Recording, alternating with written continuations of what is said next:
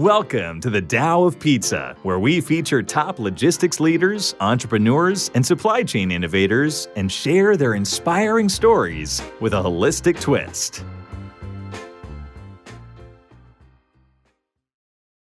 Mark Hiddleson here, host of the Tao Pizza podcast, where I talk with top industry innovators in the warehousing, logistics, and supply chain business with a holistic twist.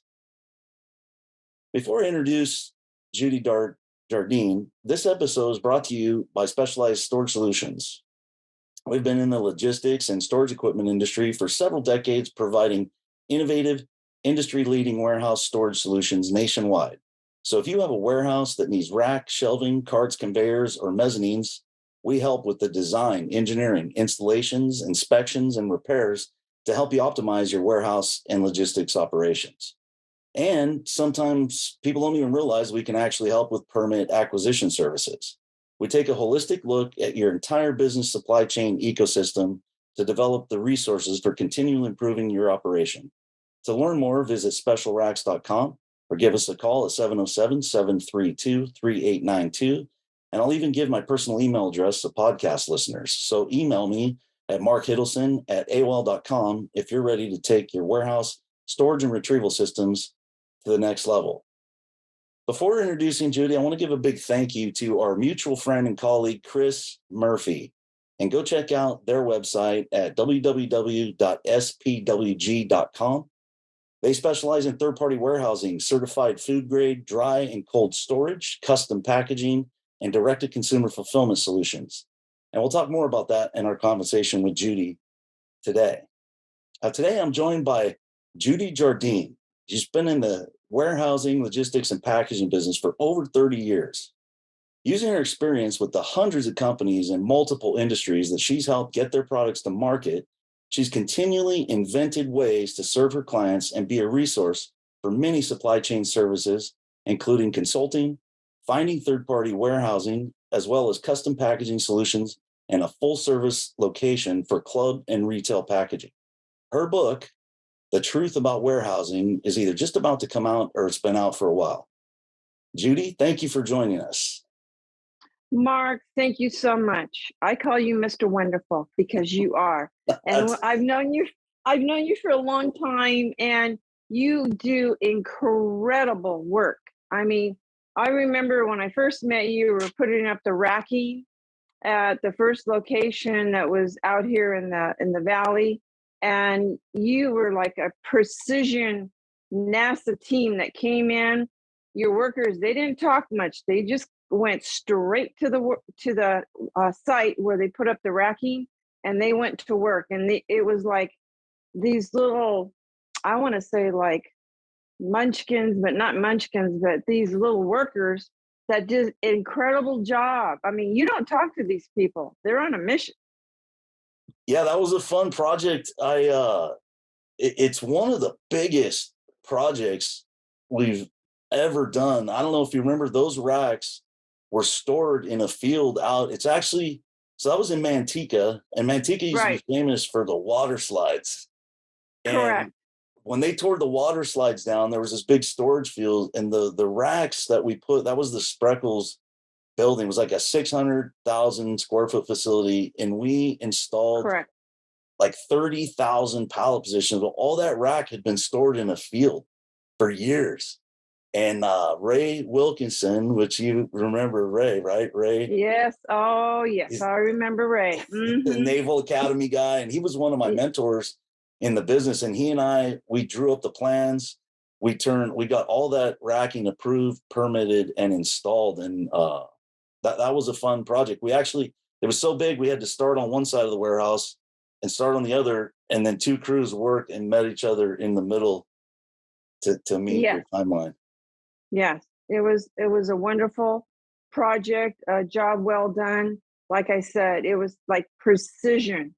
I mean, you had everything mapped out. You had the plumb lines in. The workers came in, had all their safety gear on. You crossed every T and dotted every I. I mean, you are, bar none, equivocally the best racking we call the wrecking crew that comes in. I appreciate that. And we Judy, you don't have to. I appreciate all of that. I mean, you guys, we've been a great client over the years.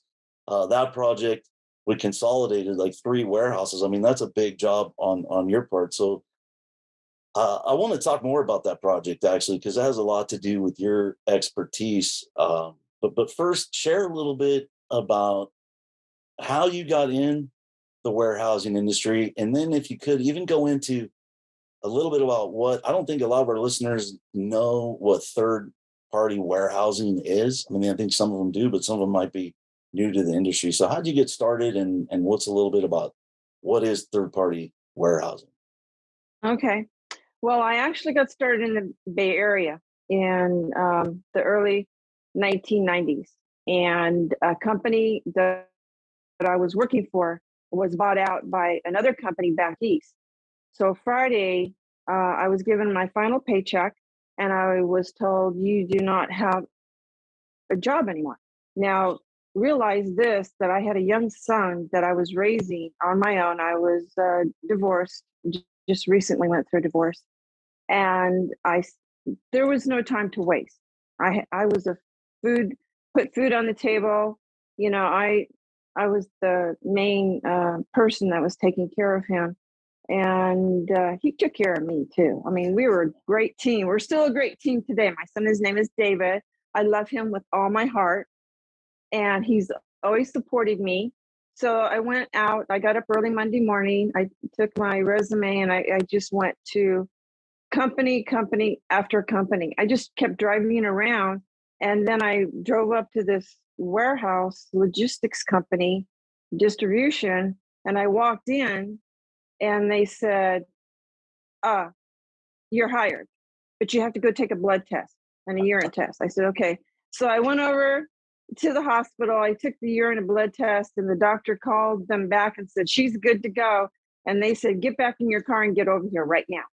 So I walked in, I went to work immediately, and I've never looked back.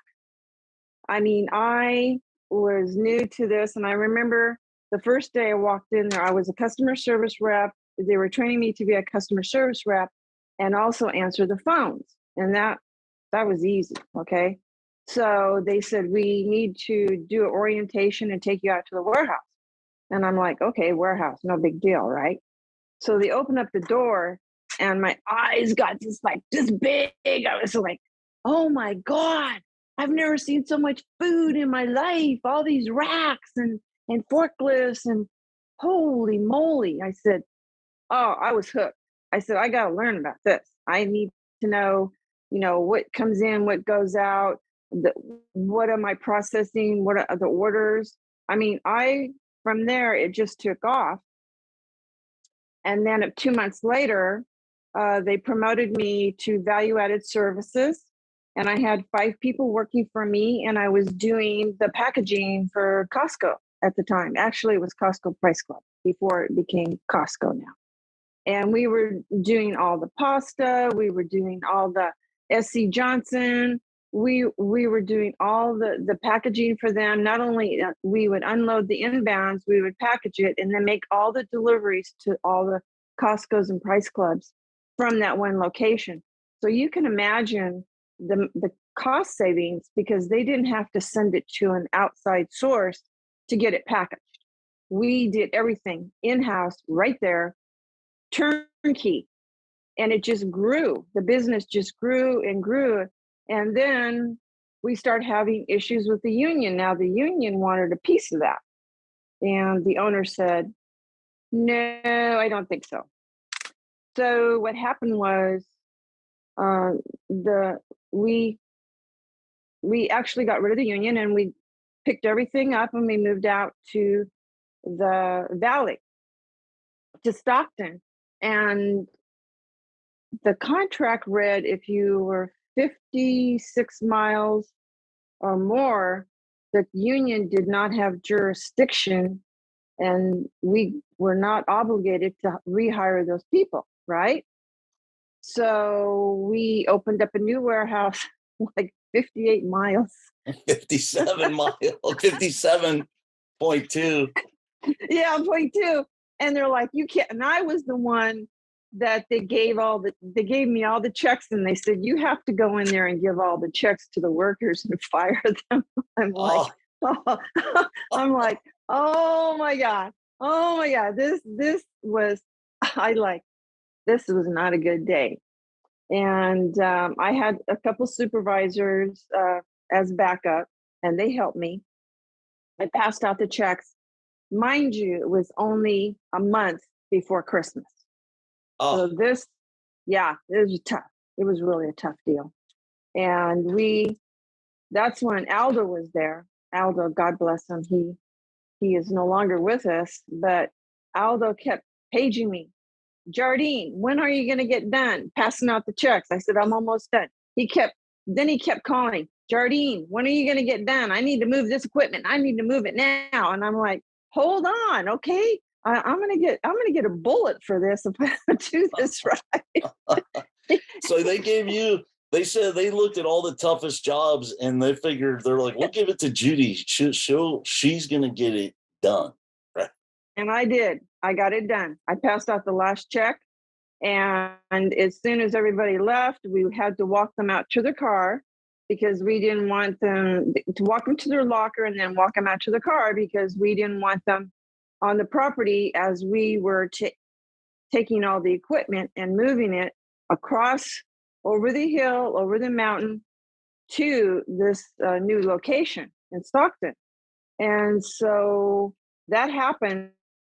And this is a remarkable story. This is absolutely remarkable. Aldo came in with the mechanics, took all the equipment, put it on flatbeds, and took it to the new location, which was APDS, right? And they worked through the entire weekend. Plus, we had to move the loads of freight over to the new building. So, long story short, Monday morning, we opened up business as usual. The machines were up and running. We had already secured new employees to run the equipment, and most of the product was in the new warehouse. We did this from Friday afternoon to probably about maybe 6 o'clock Monday morning. Wow. Yeah. So just to clarify, when you're doing all of these pallets, I mean that we did, the number I remember, there were 30,000 racked positions, but basically what you're doing you have clients and they're either manufacturers or distributors, but you warehouse their product. It's not your product. And then these places like Costco, everybody's a little bit different. Walmart wants things a certain way if you're selling to Amazon. Correct. So there's custom packaging that instead of people having to do it themselves, they outsource it to a company like you, and then you do a turnkey service where they have, and I guess it doesn't matter, like what's some of the smallest, because a lot of the clients are big food manufacturers, right? There's the big ones, but what are some of the smaller clients that you've seen grow? Where did they start out with, like, oh my goodness, truckloads or pallets, or what was it? Years ago, we started out with Brita water filters. You know, the system where you put the water in and it cleans the water. Yeah. Well, yeah, they only had 10 pallets. And we took a chance on them. They came in, but I have to tell you, the gentleman that came in, we're still friends today. He came in and he said, we got the backing, we've got the money, we've got the support, we got the investors. This, trust me, is going to take off. This is going to blow the top off of clean water. And I'm like, okay, let's do it. So then it came in parts on containers. And what we did was we assembled all the parts, put it in the boxes, made the display pallets, put the POs on there, made the custom pallets after we assembled all the components, and we put it on a truck and made the appointments for Costco and delivered it. Now, by the end of the year, let's go fast forward, we were doing probably about 200 to 300 pallets a month. Wow. So a project that started out with a 10 pallet new client, new line of distribution, you were able to help them. That's one of the things that people don't realize, I think, about third-party warehousing, public warehousing. You've got that ability to expand. I mean, if a company had to go out and get their own warehouse and their own forklifts and their own warehouse people, it's a huge barrier to get into it. But a third-party warehouse is a great solution for startups or big companies. So that's one of the things I've been lucky, and you and I, we've seen each other on a few of these warehouse education and research council tours. I was on the board of work. It's called them work. We call them work tours. And it's for those of us, I'm another one like you, Judy. Once I saw what the warehouse looked like on the inside, and then we'd be building the racking and everything like that, I was hooked. And I still love it. I love to go in a warehouse, and it's funny how much you'll know. Like, I can just smell, if I go in the warehouse, I can smell what it is, and you can tell products or what's in there, right? I mean, yes. Or you can tell if there's a case leaking by just the odor, just by walking down the aisles. You're going, wait a minute, there's a case broken here somewhere, and it's just like your five senses. I mean, you can see, you look at the building, you see if there's any openings, or you just look for any kind of bugs that are flying in the air, which is rare. But these are things that it's just in your DNA. I mean, you just, as soon as you walk in the warehouse, that's what you look for. Can't help it, and I've worked with some of the best and top people in industry. Like I said, I've been very grateful, very blessed to have been in this industry, and I have so much to offer as far as knowledge. And I've met people like you, Mark. You're still Mr. Wonderful. Okay, you're Mr. Wonderful. You're embarrassing. You're embarrassing me. I have to live up to that reputation. I appreciate that. So I wanted to ask you, because now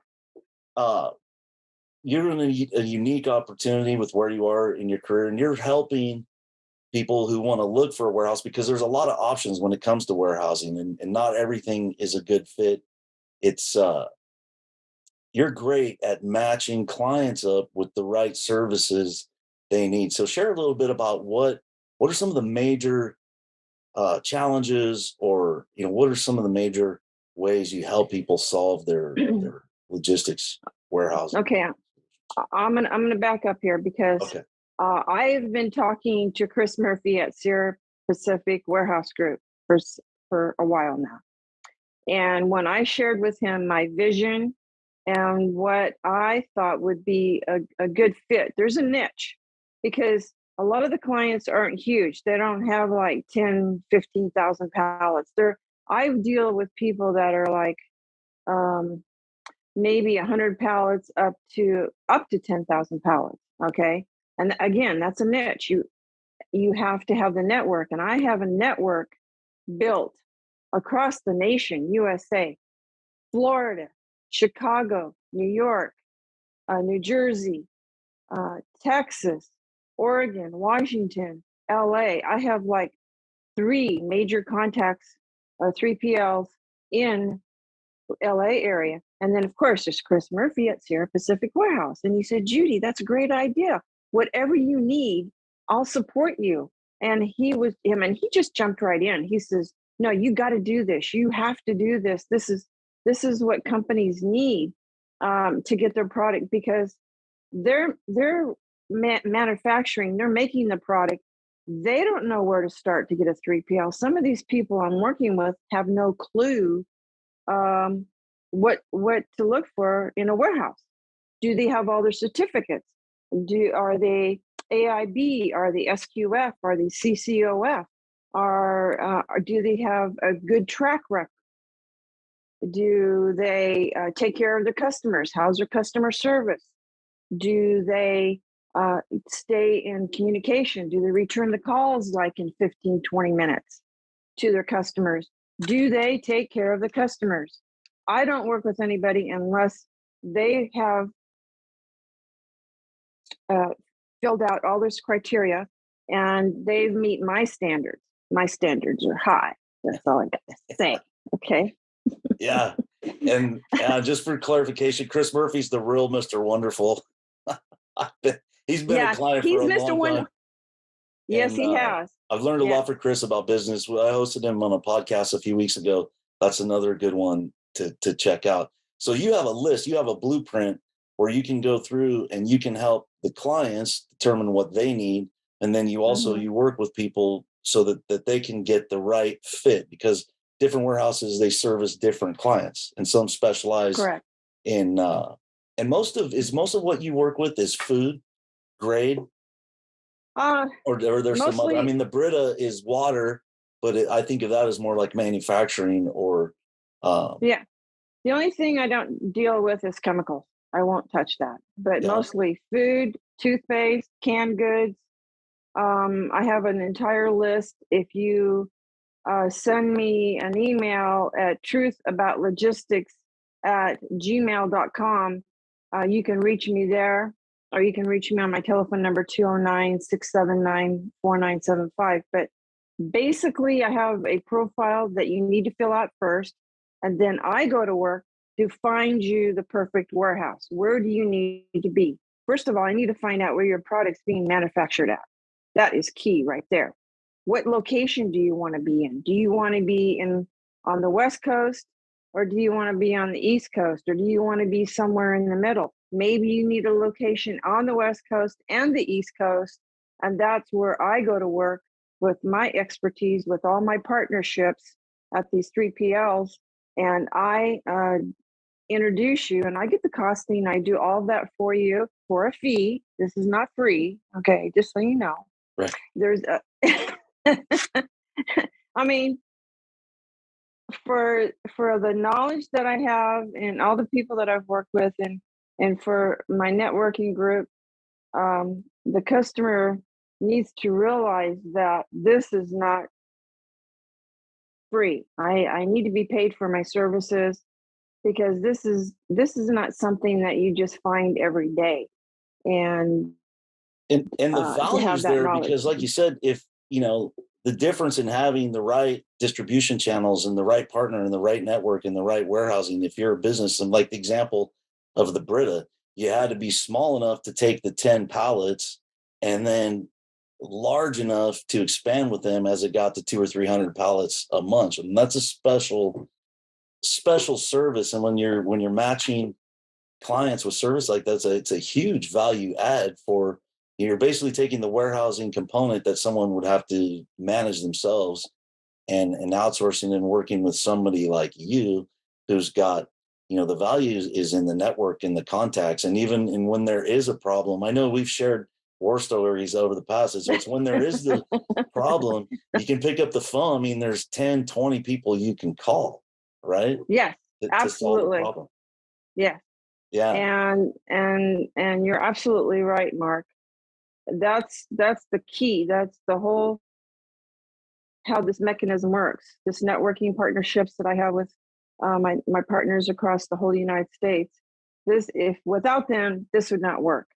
I am absolutely nothing without them, and also they're nothing without me, because I support them. I support their warehouse, their expertise, and then we talk and we say, would this be a good fit? Here's the profile. Would this be a good fit for your warehouse? And a lot of times I will disqualify a customer because I really don't think they have a good. It's not a good fit. Okay, and I will be upfront with them, and then most of the time I find a good fit. I find a warehouse for them, a 3PL, and that's what this is all about: is finding the right fit. Yeah. I would like to say I'm a dating service, and then I get. And then we, after we date, then we get engaged, and then we put a ring on it. Okay. Yeah. That's a great segue into asking about your book, because the book it's going to be dynamite. I know the truth about warehousing and logistics it's going to be a great story, but you started to give me a sneak preview, and that lines up with what you said about the first few chapters. So do you mind giving us a just an overview of the first four Yes. it's Yes. the love, the lust, the lies, and the put a ring on it, like you said. So Okay. give us a sneak So preview. I'll give you a little sneak, but I'm not mentioning any names or anything like that. I got to be very careful about that. You know what I Yeah. mean? Okay. So the book is called The Truth About Logistics. Okay. Now, my first chapter and my second and third, fourth chapter, the first chapter is called Love. In other words, the love for the business, the love for the warehousing. Then the lust. Oh, that's going to be good, about different people that try to bribe you to do something. It's all about the lust. Okay. And I'm a woman. Do I need to say any more? Okay. And then the lies that they tell you in the warehousing business. Oh my goodness. And then the fourth chapter it is called Put a Ring on It. It's put a ring on it. In other words, I you have to get them to the finish line, you have to have a good close. And if you want to get a ring on it, you have to be masterful of what you do and how you write your contracts and how you approach a customer. I've told some customers, you're not a good fit, not for what we do, and And I it's not think the going to. no, it's almost more important than getting the yeses is saying no when it's not a fit, because you're saving everybody a lot of time and heart and money. I mean, it's if it's not a Oh, good fit, you try to make it work. It's worse than if you just would have said, uh, and then I've got a few of those, and I think if you that's say, part of the lust and the lies. Like we want to get every client and do whatever it takes, and like we can make it work. We can make it work. Well, that's the lust and the lies talking. And to go ahead and put a ring on, there has to be a commitment, right? A commitment, like a partnership. yes, And really, these warehousing, uh, it's unique. It's one of the things I love, and I love that you put. I love that love is the first one, because there are, some people do things for a living, and some people are gifted or they love what they're doing. And I've always tried to search out the ones that they love it, and you can tell. I mean, hmm Chris Murphy is one of those oh, guys. A lot of my clients are that way. You're the same way. Uh, it was love at passionate, first sight. It's passion. Yeah, it's the passion. passion. But and then it's a commitment, because it's all about relationships, right? Like what makes Oh, this work. absolutely. I have customers that I have done business with for over 20 years, and they have followed me. And they go, Judy, don't ever leave me. Just whatever you do, if you ever leave, call me. I'm going to follow you. And I go, don't worry, I'm always here. My phone number, I've had it for over 20 years. Same number, call me anytime, text me, call me. I'm here for you. I will support you in any way I can.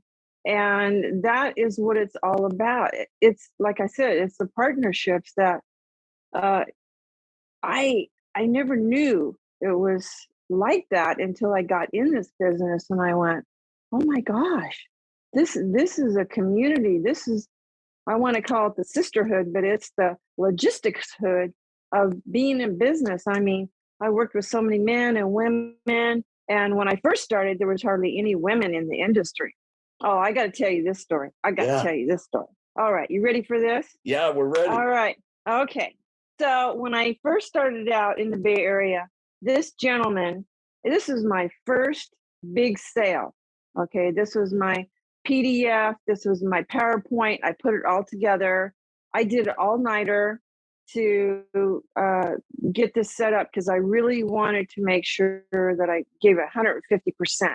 So I go home, I change, I put on my Donna Carrington suit and my pencil skirt and my high heels. By the way, I don't leave home without my high heels. Okay, Nice. I got my high heels, baby. Yes. I don't. Okay, Yeah, and my pearls. I always have my pearls on. Look at this. I love it. And I was, again, I'm a single parent. I got to make my boss look good. I got to make the warehouse look good. So this gentleman walks in, three-piece suit with his accountant. They sit down. I do the PowerPoint. He didn't even smile, crack a smile. He was just all straight laced. And I'm like, okay, so what did you think? And I said, here's the presentation and here's the contract. How are we going to move forward? Do you like the pricing? And he said, is there something that we need to do differently? Are you happy? And I also toured him the warehouse too. He did say the warehouse looked really nice, and he was very impressed with that. But then he says to me, he says, your pricing is too high. And I said, compared to what? And my boss is looking at me like, Judy, don't get upset. Just be cool. Just be cool. Don't get upset. Now put your little Judy back in your body, okay? I'm like, Love it. I said, the pricing, and then I'm not only am I taking in your containers, but I'm doing the packaging and I'm making the deliveries to Costco for you. Turnkey, everything's right here for you. And he said, this is what he said. By the looks of your suit, the suit, he says, you're charging me way too much money. I said, my suit, this suit that I'm wearing right now. He says, yes. Oh, no. No, what he didn't know, because I'm poor and I'm raising a son by myself, I got that suit at the Goodwill for $32.50. Whoa. And I still had the ticket, the receipt in my pocket. I still have that suit today. Wow. And oh yeah. And I'm thinking, that's a great story. And I'm eating spaghetti and tacos. And you tell me, of course, if you had to buy that retail, that suit would have been well over $300. Okay. Right. But I only paid $32.50. And I'm thinking, you don't know how poor I am. And I have to give up some gas money and some food money to look good in front of you. Yeah. And I'm thinking, and then again, my boss is going, Judy, calm down.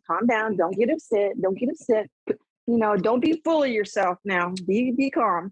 And then this is the last thing he said to me. He says, well, I'm looking at other warehouses. In fact, when I leave here, I'm going to another warehouse down the street.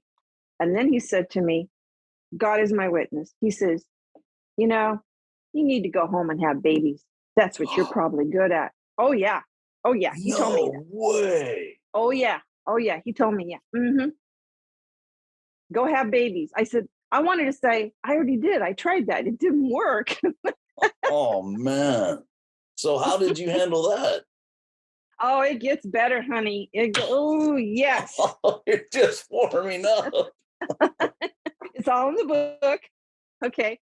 So this was a big cookie manufacturer. So 2 weeks go by. I totally forget about this guy. I just wrote him off. In fact, I took all of his contract and everything, all of his specs, because I had to spec out not only the trucking, the warehousing, and the packaging, but I gave him, I think, a very good package, all inclusive. All right. So 2 weeks later, he calls my boss.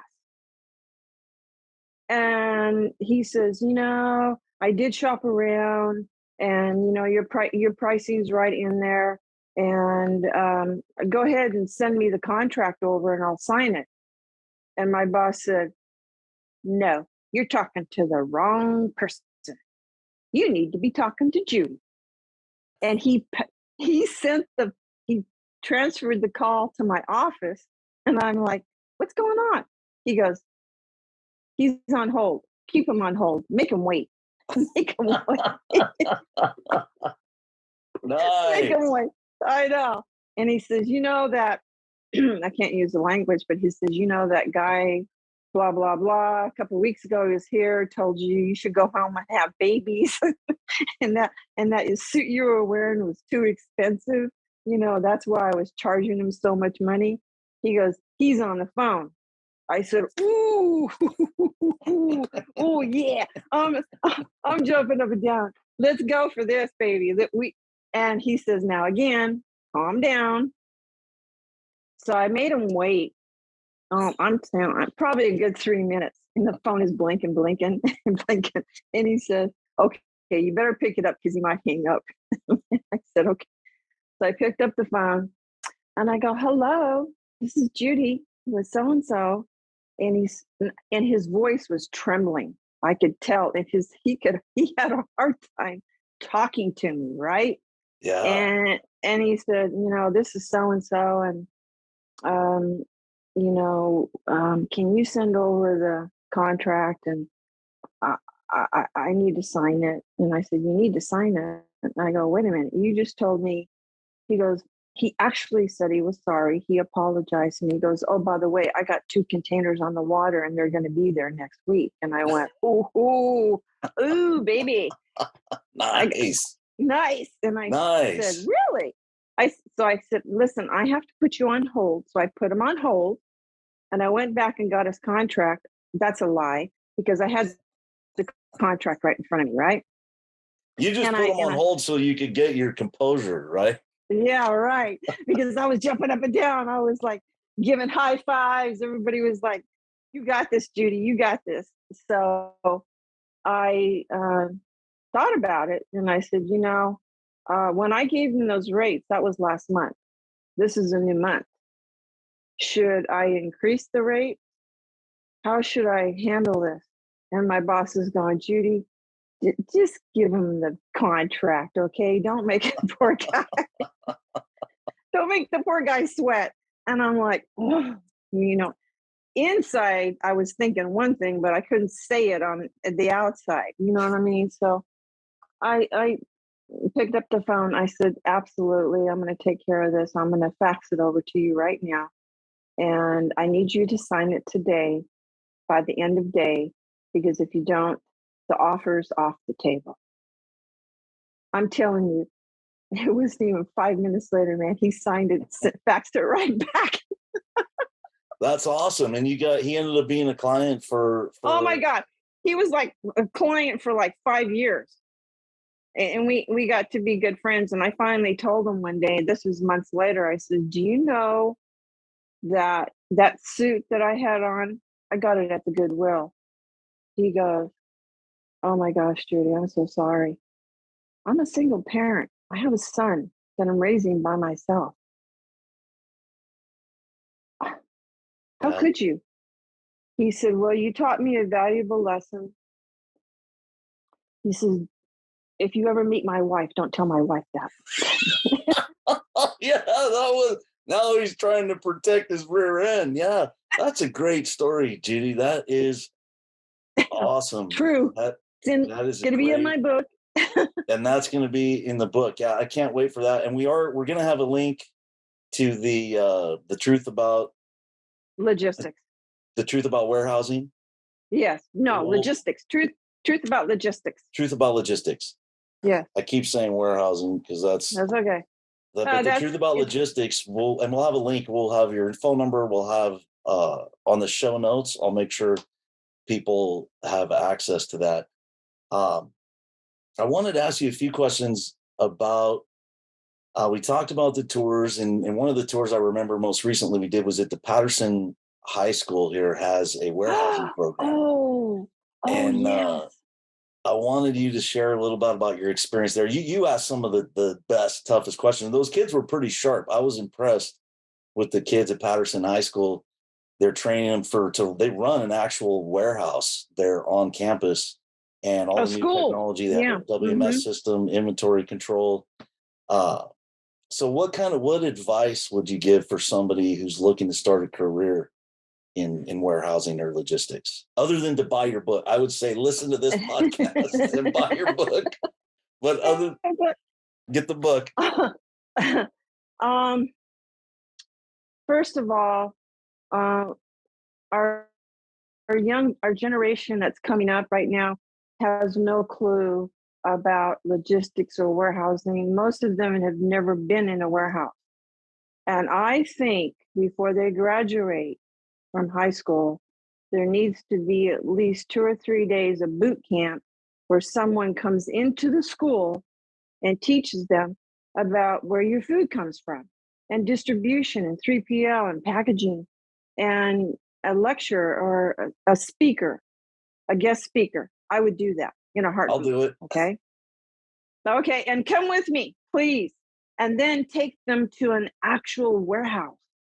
Once they saw that, they would say, sign me up.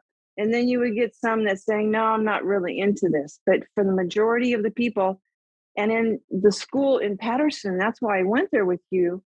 And I believe Chris was there and a couple other people. We went there and we're like, this is what we're talking about. This is what needs to happen. These young students, these are adults, I should say adults, are very, very savvy. They're getting trained on RF. They're getting trained on lot code, best by date. And I start asking a lot of questions. Let's see what they know. Okay. Let's see if this school's any good. Okay. Yeah. And so we start firing questions at them, and they gave great answers. That tells me the school is not only training them properly, but it's giving them the education. Plus, they have the equipment there. They have the scanners there. They have everything there. And when I went there, I went, this is what we've needed for a long time. I just wish we had more schools that would invest in the warehousing, distribution, 3PL to train our young children, adults, how to operate the equipment, at least get a toe dip into it. Because once they find out how it works and where their food comes from, you will be able to groom these young adults. So as soon as they graduate, they can go right into the 3PL warehousing business and you don't have to train them. Plus, they get a certificate. That's the beauty about it. That school is phenomenal, phenomenal. Yeah. And I still have pictures. I even wrote a letter to Larry telling him what a great job they're doing. I want to come back and visit again. I want to be a guest speaker. Please, reach out to me. At the time, I was super busy because we were working on another project, so my time was very limited. But he did email me back, and he said, Judy, you have no idea. These kids, these young adults appreciated you and the whole team that came out, you and everybody else that came out. It just gave them more drive and passion to do what they do and to learn these skills is phenomenal. I mean, they're like, and they share it with their family. I mean, graduation, their parents come there, they get a certificate, and they go right in, they graduate. It's because not every child is meant to go to college, okay? Not every child or young adult that graduates needs a trade, but they want to do something where they're appreciated and they have a skill set. And as long as they have the passion, the drive, these young adults will be and do phenomenal work in the 3PL business. And if you start out like myself, poor, but had the drive and the passion, you can work your way up the system, and you have to learn everything. That means inventory control. That means when we were doing the packaging on Saturdays, everybody get out of the way, but I would actually move a pallet. I got up on the forklift. I wouldn't do that today. Okay. And I would move a pallet and everybody's like, get out of the way. Judy's driving the forklift. Give her some space. Okay. I give her some space. All you got to do is just, put the forks in it, make sure you took probably twice as long, and then bring the pallet over to the production line, because the last thing you want to do is have the production line go down because you don't have the material there or the product, right? But getting back to these high school adults, I mean, I hugged them. I told them, I said, any encouragement that you need, I'm here for you. And they asked me a lot of questions, how I got started in the business. And it was a win-win for everybody. Yeah. So I love that advice. It's tour a warehouse, which that's something that's one of the best things I've seen for I hosted Michael McKicka, who's the president of Warehousing Education Research Council, and the tours of a warehouse. It's so much value. And you're right, not everybody needs to go right to college, but there's also, I'm hearing of now, a lot of companies are hiring people for frontline warehouse jobs. And after a few years, they're paying for the ones that excel. Yes. They're paying for Yes. them to go to college because they want managers that want to hire within. So, and this industry is a great place for people starting. And supply chain wasn't always on the front page, and it's now that there's a problem, there's been problems, everybody's talking about it. But for years, you just see these big boxes, and you really have no idea what's going on inside of them or anything like that. So No. that's great. And I get time for one more question, and I wanted to ask you what your favorite podcast is besides this. Oh, oh my gosh. Oh my gosh. I have to tell you right now, it's Mark Hiddleson. You're my favorite. You're my hero. You're Mr. Wonderful. Okay. Love and kisses. I think you're the best, Mark. I mean, I see us working together for at least another 20 years. This podcast business is phenomenal. Phenomenal. Okay. And I see down the road, and this is my vision. I will share my vision in my book, so you have to buy my book. But the vision of warehousing and packaging, robotics, all that's going to be in my book.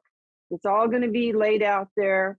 What I see, where the future is going with warehousing business, and the development, the 3PL is just phenomenal. It's going to blow. It's not only in blowing up, but you can't even find a warehouse to put your product in.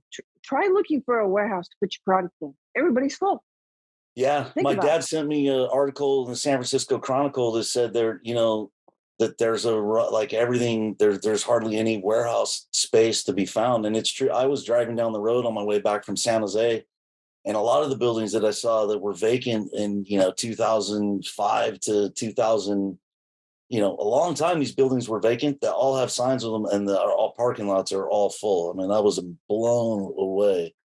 Yeah. Just because we're driving around a lot of times in industrial areas, and you notice if the buildings are full or they're not full, because there are these huge buildings, and I don't know what the percentages are. And the reason I'll share, thank you for your compliments about the podcast. What I found, and the reason I'm doing that, is that I've learned so much. If there's something that I've been passionate about, how companies are developing their direct to consumer business models. So I've been Yes. watching podcasts on that. I'm interested Yes. in how people are dealing with data, because data is such a big thing, Oh, and a lot of people don't huge. know what they're doing. But there's podcasts you can watch, and really, you know, compared to reading a book, I've always been a reader. I've always gone to conferences, but and you can get to know somebody really specific. If you want to answer to a specific question, you can look at watch a podcast, and then a lot of times you can call the person who's doing it and Yes. say, I saw you talking about this on a podcast. I'm interested in learning more. What are the resources? And that's what people are doing with us. It's one of the Yes. reasons, I know people are going to be calling you, asking you, Chris Murphy. Now, we got a lot of good feedback, but it's a great way. It's a connection for all of us. So we know each other. We're part of the network, and it's Yes. sharing information and the stories in a way that's meaningful for everybody. That it's not just theory. We've applied the theory. Oh, We've and we've applied the lived theory of it. love, We lust, and lived lies, it. right? Yeah. And Yes. put a ring Love, on lust, it. and lies. Now, I have to tell you one other thing. I can't leave without mentioning Abigail, which is Chris Murphy's daughter at Sierra Pacific. Abigail, she is amazing. Not only is she amazing, she's phenomenal. She's a woman from head to toe, and she dresses to the nines. Abigail and I are now working together on a project for Chris Murphy at Sierra Pacific Warehouse. Abigail, I love you. Mwah. All Yeah. my hugs and kisses. And let me watch out for girl power. That's all I got to say. Yeah, Abigail, very wonderful, talented person. I've been friends with her for probably 10 years, and I'm definitely, she's going to be another guest on here, because her Oh, yeah. And she graduated from Cal. She's always been super smart, top of her class, but you're right. She's motivated. She's smart. She asks the right questions. Yeah. And super professional, super resourceful, and really intelligent. She's going to be a dynamo in this look industry. out. Yeah. Well, that is great. Those are some great stories. And we've been visiting here with Judy Jardine, veteran warehousing, supply chain professional. And Judy, what's the best way for people to learn more about your services? Email me at truthaboutlogistics@gmail.com, or you can call me at 209-679-4975. Again, truthaboutlogistics@gmail.com. Phone number 209-679-4975. Awesome. And we will have it in the show notes as well. I want to be the first to say thank you, Judy, so much for joining us. Thank you, Mr. Wonderful. Thanks for listening to the Tao of Pizza podcast. We'll see you again next time, and be sure to click subscribe to get future episodes.